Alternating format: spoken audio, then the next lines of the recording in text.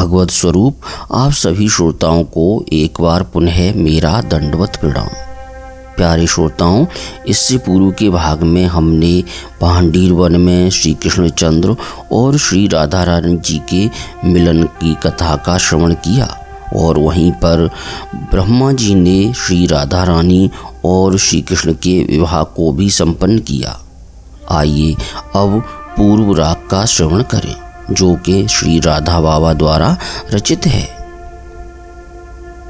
योग माया ने रस प्रवाह का एक नया द्वार खोला। वृषभानुनंदिनी इस बात को भूल गईं कि श्री कृष्णचंद्र से मेरा कभी मिलन हुआ है। श्री कृष्णचंद्र मेरे नित्य प्रियतम हैं, मैं उनकी नित्य प्राणेश्वरी हूँ। यह स्मृति भी रस सिंधु के अतल तल में जा छिपी।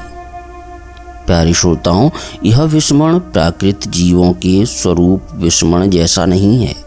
यह मुग्धता तो अखंड ज्ञान स्वरूप भगवान में, अखंड ज्ञान स्वरूपा भगवती में रस पोषण के लिए रहती है, यथा योग्य प्रकट होती है, छिपती है।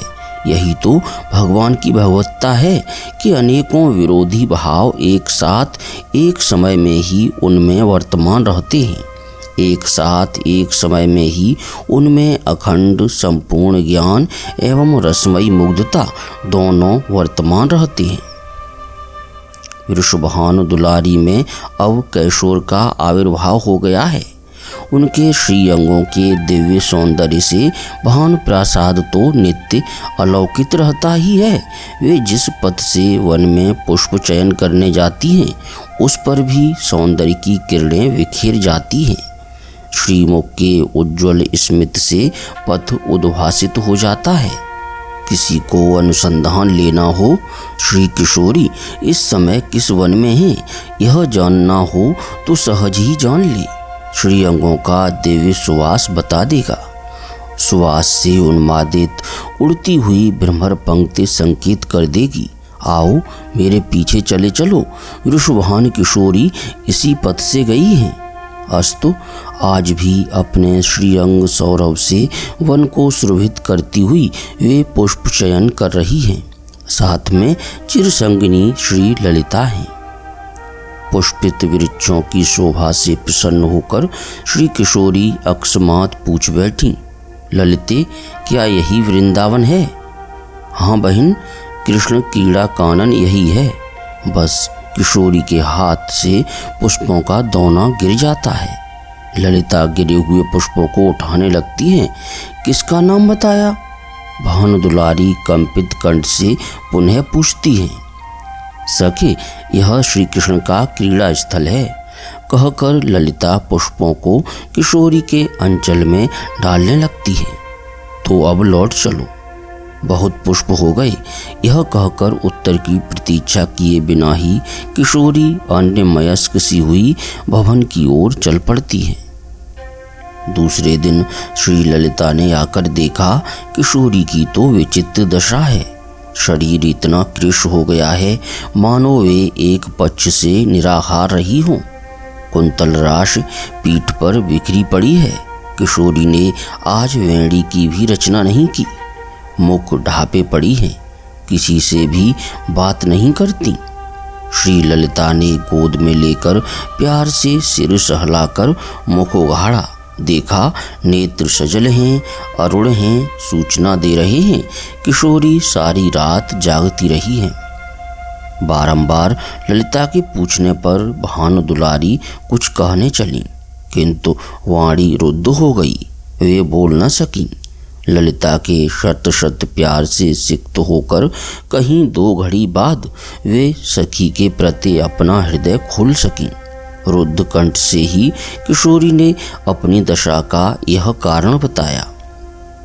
कृष्ण नाम जपते मैं शिवन सुन्योरी आली, भूली भवन हो तो बावरी भैरी, भरे भरे आवें नैन चितहूँ न परत चैन, मुखहूँ न आवें बेन तनिकी दशा कछु और ही भैरी, जेतेक नेम धर्म की नेरी बहुत विधि अंग अंग भई हों तो श्रवण मई रे, नंददास जाके श्रवण सुने यह गति भई, माधुरी मूरते कैद हों कैसी दैरी।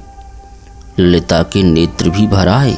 भानु दुलारी को हृदय से लगाकर बड़ी देर तक वे सांत्वना देती रहीं। उसी दिन संध्या समय मन ही मन कृष्ण कृष्ण आवृत्ति करती हुई भानुनंदिनी उद्यान में बैठी है। इसी समय कदम्ब कुंजों में श्री कृष्णचंद्र की वंशी बज उठती है। वंशी रव किशोरी के कानों में प्रवेश करता है। ओह, यह अमृत निर्झर सुधा प्रवाह कहाँ से, किस ओर से? भानु किशोरी का सारा शरीर थर थर कांपने लगता है, इस प्रकार जैसे शीतकाल में उन पर हिम की वर्षा हो रही हो। साथ ही अंगों से प्रस्योद की धारा बह चलती है, इतनी अधिक मात्रा में मानो ग्रीष्म ताप से अंग का अणु अणु उत्तप्त हो रहा है। कानों पर हाथ रखकर विस्फारित नेत्रों से वे वन की ओर देखने लगती हैं। दूर से ललिता किशोरी की यह दशा देख रही हैं। वे दौड़कर समीप आ जाती हैं। तब तक तो किशोरी बाह्य ज्ञान शून्य हो गई है। जब उपवन के वृक्षों से, पर्वत कंदराओं से वंशी का प्रतिनाद आना बंद हो जाता है, तब कहीं किशोरी आंखें खोलकर देखती हैं। ललिता ने अपने प्यार से किशोरी को नहलाकर पूछा, मेरी लाडली बहन, सच बता, तुझे क्या हो गया था? सहसा तेरे अंग ऐसे विवश क्यों हो गए थे? लाडली उत्तर में इतना ही कह सकी, नाद है कदम्ब विटपांतर तो विसर्पण, को नाम कर्ण पदवीम विषण न जाने।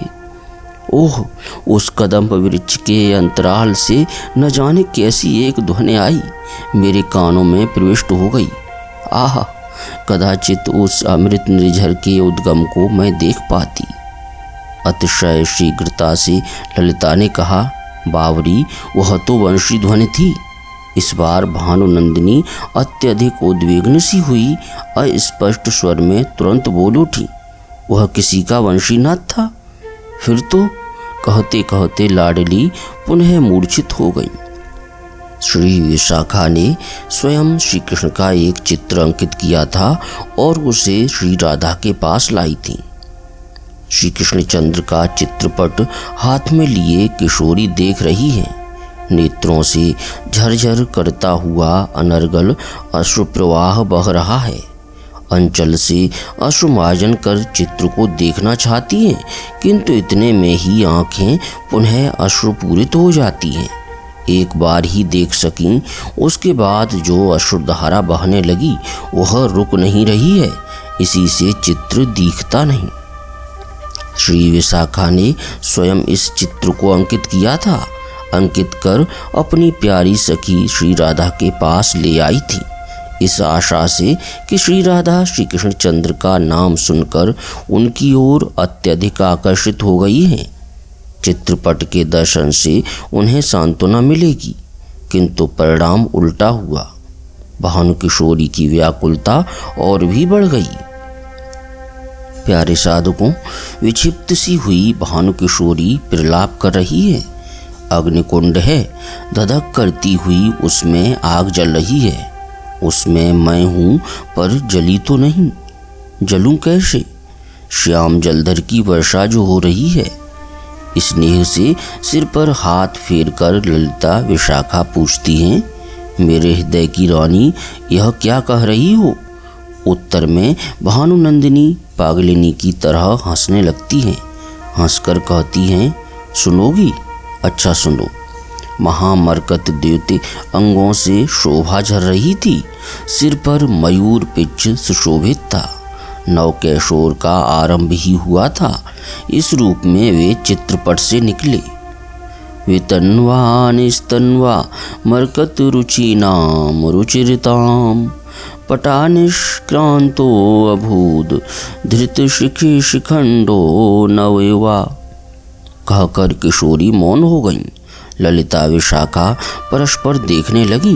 कुछ सोचकर ललिता बोली, किशोरी, तुमने स्वप्न तो नहीं देखा है? यह सुनते ही अविलंब भानुनंदिनी बोल उठती हैं। स्वप्न था या जागरण, दिवस था या रात्रि, यह तो नहीं जान सकी। जानने की शक्ति भी नहीं रह गई थी, क्योंकि उस समय एक श्याम ज्योत्सना फैली थी। ज्योत्सना में यह सागर लहरें ले रहा था। लहरें मुझे भी बहा ले गईं। चंचल लहरियों पर नाचती हुई मैं भी चंचल हो उठी। अब जानने का अवकाश ही कहाँ था। भानुकिशोरी इतना कहकर पुनः मौन हो जाती है। मेरी प्यारी ललिते, तू दूर चली जा। विशाखे, तू मेरे समीप से हट जा। तुम दोनों मुझे स्पर्श मत करना। मेरी जैसी मलिना के स्पर्श से तुम दोनों भी मलिन हो जाओगी। मेरी छाया का स्पर्श भी तुम्हें मलिन कर देगा। किशोरी अत्यंत कातर स्वर में कह रही है, देखो, तुम कहा करती थी ना कि मैं तुम दोनों को बहुत प्यार करती हूँ, तो उसी प्यार का प्रत्युपकार चाहती हूँ। तू बाधा मत दे, बल्कि शीघ्र से शीघ्र मेरे इस मलिन शरीर का अंत हो जाए, इसमें सहायक बन जा। विकल होकर भानुनंदिनी यहाँ तक कह गईं। ललिता और विशाखा दोनों ही एक साथ रो पड़ी। रोकर बोली, किशोरी, यह सब सुन सुनकर हमारे प्राणों में कितनी वेदना हो रही है, इसका तुझे ज्ञान नहीं, अन्यथा तेरे मुख से ऐसे वचन कभी नहीं निकलते। भानुनंदिनी ने ललिता के हाथ पकड़ लिए और बोली, बहन, तू जानती नहीं मैं कितनी अधमा हूँ। अच्छा सुन ले, मृत्यु से पूर्व उन्हें प्रकट कर देना ही उत्तम है। उस दिन मैंने तुम्हारे मुख से कृष्ण नाम सुना, सुनते ही मेरा विवेक जाता रहा। यह भी सोच नहीं सकी कि ये कृष्ण कौन है। तत्क्षण मन ही मन अपना मन, प्राण, जीवन, यौवन सर्वस्व उन्हें समर्पण कर बैठी। कृष्ण नाम का मदपान कर उन्मत्त होने लगी। सोचती थी वे मिलें या न मिलें, इस कृष्ण नाम के सहारे जीवन समाप्त कर दूंगी। किंतु उसी दिन कदम्ब कुंजों में वंशी बज उठी तथा ध्वनि सुनकर मेरा मन विक्षिप्त हो गया। अभी दोपहर पूर्व श्री कृष्ण को आत्मसमर्पण कर चुकी थी, पर इतनी देर में ही बदल गई। उस वंशी रव के प्रवाह में बह चली। ऐसी उन्मादनी हो गई कि बाह्य ज्ञान तक भूल गई। अब तक वह उन्माद मिटा नहीं है। रह रह कर मैं सब कुछ भूल जाती हूँ। इस भूल में ही मैं अपना पूर्व का आत्मसमर्पण भी भूल गई। वंशी के छिद्रों पर सुधा बरसाने वाले पर न्यौछावर हो गई। वह कौन है नहीं जानती थी, पर उसकी हो गई। अनेकों कल्पनाएं करती हुई सुख समुद्र में बह चली। इतने में ही यह चित्रपट मेरे सामने आया। चित्र की छवि एक बार ही देख सकी, किंतु देखते ही वह स्निग्ध मेघद्युत पुरुष मेरे हृदय में, प्राणों में समा गया। ओह, धिक्कार है मुझको, जिसने 3 पुरुषों को आत्मसमर्पण किया, 3 पुरुषों को प्यार किया, 3 पुरुषों के प्रति जिस अधमा के हृदय में रति उत्पन्न हुई। ऐसे मलिन जीवन से तो मृत्यु कहीं श्रेयस्कर है। एकस्य श्रुतमेव लुम्पते मतिं कृष्णेति नामाक्षरं सान्द्रोन्माद परंपरा मुपनयत्यन्यस्य वंशी कलह एष स्निग्ध घनद्युतिर्मनसि मे लग्नः पटे वीक्षणात् कष्टं धिक्पुरुषत्रयो रतिर्भून्यमन्ये मृतिं शेषीम्। भानुकिशोरी सुबक सबक कर रोने लगी, किंतु ललिता एवं विशाखा को अवपथ मिल गया। वे उल्लास में भरकर बोली, किशोरी, तू भी अजब बावरी है। हम नहीं जानती थी कि तू इतनी सरला है। अरे कृष्ण नाम, वंशी ध्वनि एवं वह चित्र, ये तीनों तो एक व्यक्ति के हैं, ये 3 थोड़े हैं। किशोरी के उत्तप्त प्राणों में मानो ललिता ने अमृत उड़ेल दिया। प्राण शीतल हो गए। शीतल प्राण सुख की नींद में सो गए। इस प्रकार भानुकिशोरी आनंद मूर्छित होकर ललिता की गोद में निश्चेष्ट पड़ गईं। अब तो किशोरी का यह हाल है कि वे सामने मयूर पिच्छ देख लेती हैं तो शरीर में कंप होने लगता है। गुंजापुंज पर दृष्टि पड़ते ही नयनों में जल भर आता है, चीत्कार कर उठती हैं। आकाश में जब श्याम मेघ उठते हैं उस समय किशोरी को श्री कृष्णचंद्र की गाढ़ स्फूर्ति होकर शत सहस्त्र श्री कृष्णचंद्र गगन में नाचते दिखते हैं। किशोरी भुजाएं उठाकर उड़ने जाती हैं, पर हाय पंख नहीं कि उड़ सके। कभी विरह से अत्यंत व्यथित होकर चाहने लगती हैं कि किसी प्रकार मैं श्री कृष्ण को भूल जाऊं, हृदय से वह त्रिभंग छवि निकल जाए। केवल चाहती ही नहीं, वास्तव में श्री कृष्ण को भूलने के लिए अनेक विषयों में मनोनिवेश करने जाती हैं, पर विषय तो भूल जाते हैं और श्री कृष्ण नहीं भूलते। वह नवनीरद छवि हृदय से बाहर नहीं होती।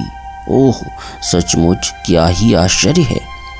प्रत्याहृत्य मुनिः क्षणं विषयतो यस्मिन् मनोदित्सते बालासौ विषयेषु दित्सते ततः प्रत्याहरन्ति मनः यस्य स्फूर्तिलवाय हन्त हृदय योगी समुत्कण्ठते मुग्धेयं किल पश्य तस्य हृदया निष्क्रान्तिमाकाङ्क्षते।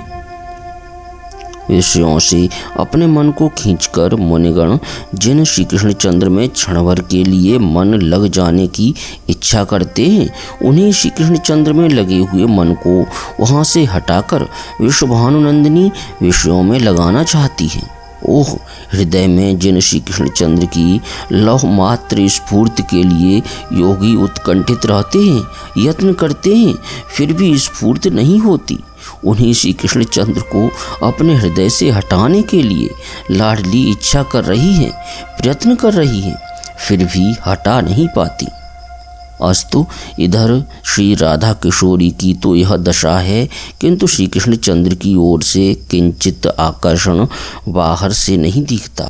श्री कृष्णचंद्र के हृदय में भी तो वही आंधी चल रही है। श्री कृष्णचंद्र जिस समय वन में कुसुमों से विभूषित चंपक लता देखते हैं, उस समय अंग कांपने लगते हैं। समस्त चंपक वन राधा किशोरी में बन जाता है। मयूर पिच सिर से गिर गया यह ज्ञान नहीं, मधुमंगल ने कब माला पहनाई यह भान नहीं। कदम्ब वन के नीरव निकुंजों में वंशी पर राधा राधा गाकर अपने विकल प्राणों को शीतल करते रहते हैं। पर प्रेम विवर्धन चतुर श्री कृष्णचंद्र अपना भाव छिपाने में पूर्णतया सफल हो रही हैं। ललिता विशाखा गंध तक नहीं पाती कि किशोरी के लिए इनके मन में किंचन मात्र भी स्थान है। विरह से व्याकुल किशोरी ने लज्जा बहा दी। लज्जा छोड़कर श्री कृष्णचंद्र को पत्र लिख भेजा, किंतु पत्र के उत्तर में भी केवल निराशा मिली। किशोरी का हृदय चूर चूर हो गया, जीवन की साध समाप्त हो गई। प्रियतम श्री कृष्णचंद्र मुझे इस शरीर से मिलेंगे, यह आशा शून्य में विलीन हो गई। अंत में किशोरी के आकुल प्राणों ने यह बताया, लाडली प्रियतम जीवन में नहीं मिले, कदाचित जीवन के उस पार। बस बस सर्वथा उपयुक्त भानुनंदिनी कलिंद नंदिनी का आश्रय लेने चल पड़ी। लता जाल की ओट से श्री कृष्णचंद्र भानुनंदिनी की विकल चेष्टा देख रहे हैं। हृदय धक धक करने लगता है। रोती हुई भानु किशोरी ने अपने हाथ के कंकण निकाले, विशाखा के हाथ पर रख दिए। लो बहन, मेरा यह स्मृति चिन्ह मेरी प्यारी ललिता को दे देना। फिर मुद्रिका उतारी, विशाखा की अंगुली में पहनाने लगी। प्राणाधिके बहन विशाखे, चिरविदा के समय मेरी यह तुच्छ भेंट तू अस्वीकार मत कर। इस मुद्रिका को देखकर तू कभी मुझे याद कर लेना भला। विशाखा किशोरी को भुजापास में बांधकर फुफकार मारकर रोने लगी। रुद्ध कंठ से भानुनंदिनी ने कहा, तू क्यों रोती है बहन? यह तो भाग्य की बात है, इसमें तेरा क्या दोष है? तूने तो अपनी सारी शक्ति लगा दी, पर प्रियतम श्री कृष्णचंद्र का मन फिरा न सकी। मेरे मंद भाग्य को तू कैसे पलट देगी? पर अब समय नहीं, हृदय को पत्थर कर ले। मेरी अंतिम वासना तुझे सुना दे रही हूँ, धैर्य करके सुन ले। तट का वह तमाल तुझे दिख रहा है ना? अच्छी तरह तू देख ले। बहन, मैं तो देख नहीं पा रही हूँ, पहले देख चुकी हूँ। इस तमाल का वर्ण मेरे प्रियतम जैसा श्याम है, बस मेरे लिए इतना ही पर्याप्त है। आह, तमाल स्कंद पर मेरे निष्प्राण शरीर को लिटा देना। मेरी भुजाओं से तमाल स्कंद को वेष्टित कर सुदृढ़ बंधन लगा देना, जिससे चिरकाल तक मेरा यह शरीर वृंदावन में ही तमाल शाखा पर ही स्थिर रहे, विश्राम करता रहे। अकारुण्यः कृष्णो यदि मैं तवागः कथमिदं मुधा मारोदीर्मे कुरु परमिमामुत्तरकृतिं तमालस्य स्कन्धे सखे कलितदौर्बल्यरिर्यं यथा वृन्दारण्ये चिरं विचला तिष्ठते तनुः। किंतु हाँ, एक बार वह चित्रपट मुझे पुनः दिखा दे। त्रैलोक के मोहन उस मुखचंद्र को साक्षात तो नहीं देख सकी, महाप्रयाण से पूर्व उस चित्रपट को तो देख ही लूं, मेरे प्राण शीतल हो जाएं। उसी त्रिभंग सुंदर छवि में मैं अनंत काल के लिए लीन हो सकूं। विशाखा के धैर्य की सीमा हो चुकी, किंतु उत्तर दिए बिना तो किशोरी के प्राण यों ही निकल जाएंगे। किसी प्रकार सारी शक्ति बटोर कर विशाखा रोती हुई रुक रुक कर इतना कह सकी, लाडली, वह चित्र फलक तो घर पर है। आहा, इतना सौभाग्य भी नहीं। किशोरी ने नेत्र बंद कर लिए, उनके अंग अवश हो गए, वहीं बैठ गईं। आओ प्रियतम प्राणेश्वर, आओ स्वामिन, नाथ, एक बार दासी के ध्यान पथ में उतर आओ। दासी का यह अंतिम मनोरथ तो पूर्ण कर दो। किशोरी अस्फुट स्वर में आवृत्ति करने लगी। श्री कृष्णचंद्र के भी धैर्य की सीमा हो गई। लता जाल फटा, श्री कृष्णचंद्र श्री राधा किशोरी के सामने आ गए। उन्हें देखते ही किशोरी के दुख से जड़वत हुई विशाखा के प्राण आनंद से नाच उठी। लाडली, लाडली, नेत्र खोल, री देख, प्रियतम श्री कृष्णचंद्र आए हैं। भानु किशोरी ने आंखें खोली, देखा सचमुच प्रियतम श्याम सुंदर सामने खड़े हैं। जय जय श्री राधे। प्यारे श्रोताओं, पूज्य श्री राधा बाबा द्वारा रचित श्री राधा कृष्ण लीला परिकर पुस्तक के अगले भाग में हम सतीत्व परीक्षण इस कथा का बड़ा ही मनोहारी हृदय स्पर्शी वर्णन श्रवण करेंगे।